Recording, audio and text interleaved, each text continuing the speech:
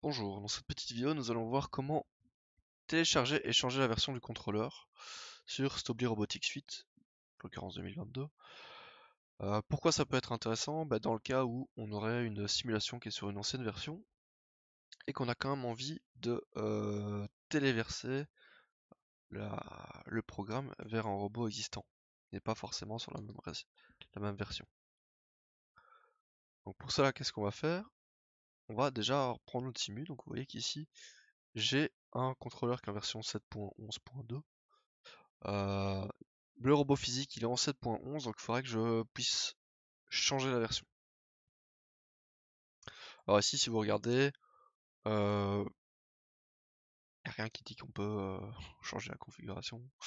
On sait changer le type de robot, différentes options, mais on peut pas changer la version du contrôleur facilement. Alors pour ça on va faire quoi? On va tout simplement ajouter un nouveau contrôleur.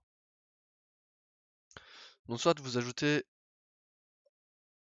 un nouveau contrôleur en partant d'un robot distant, donc ça c'est un robot réel, non simulé, qu'on pourrait aller rechercher, hein, on peut aller rechercher les infos.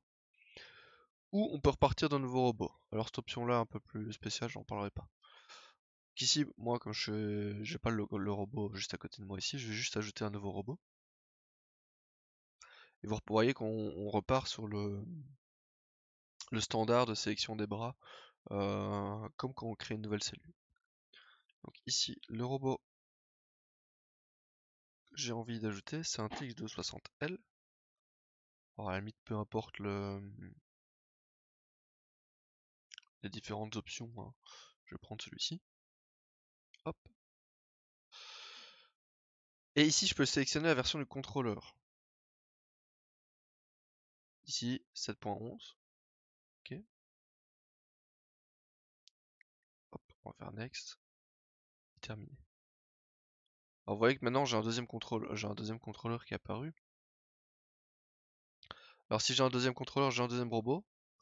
Donc si je si je prends ce robot là, que je le bouge un peu, vous allez voir qu'il y en a un deuxième en dessous. C'est pas grave.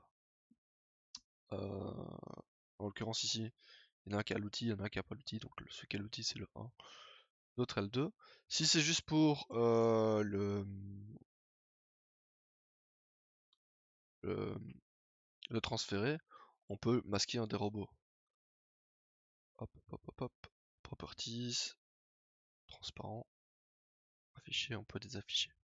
Ok, alors j'ai désaffiché le mauvais, on va remettre l'autre, properties, désafficher. Donc ici, si j'ai envie d'aller rechercher mon application, je vais rechercher l'application sur l'autre contrôleur, hop, USR, app, user app, pardon, hop, et j'ai recherché mon appli. Et voilà, à ce moment-là, je peux la transférer, hein, comme vous connaissez, accueil, outil de transfert, outil de téléchargement, voilà, hop, et je peux le transférer vers le robot. JSON IP. Ça marche bien, ça marche bien quand on a la bonne version, parce qu'ici j'avais déjà la version 7.11 installée.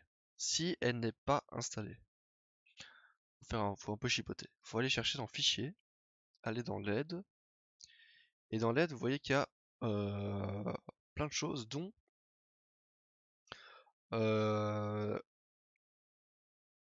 des options sur les mises à jour. Donc ici, j'ai envie de voir un peu c'est quoi toutes les mises à jour. Hop. Il montre les diverses choses. Et je vois aussi le Online Updater. Voilà. Qui va m'afficher toutes les mises à jour qui sont disponibles. Alors les mises à jour pour CS9, c'est la version 8. CS8, donc le robot que j'ai pris est en version CS8. Et donc là je pourrais aller chercher la 7.11. Ok. Admettons qu'ils sont en 7.11.1, il faut faire quoi? Il faut aller télécharger en premier la version. Ça peut aller vite comme ça peut aller lentement, hein, évidemment. Une fois qu'elle est téléchargée, il y aura le bouton installer. Hop, installe. Et une fois qu'elle est installée, vous pouvez pouvez utiliser la version en question là-dessus. Hop. Donc refaire la même manip que j'ai fait, mais avec la version 7.11.1 par exemple.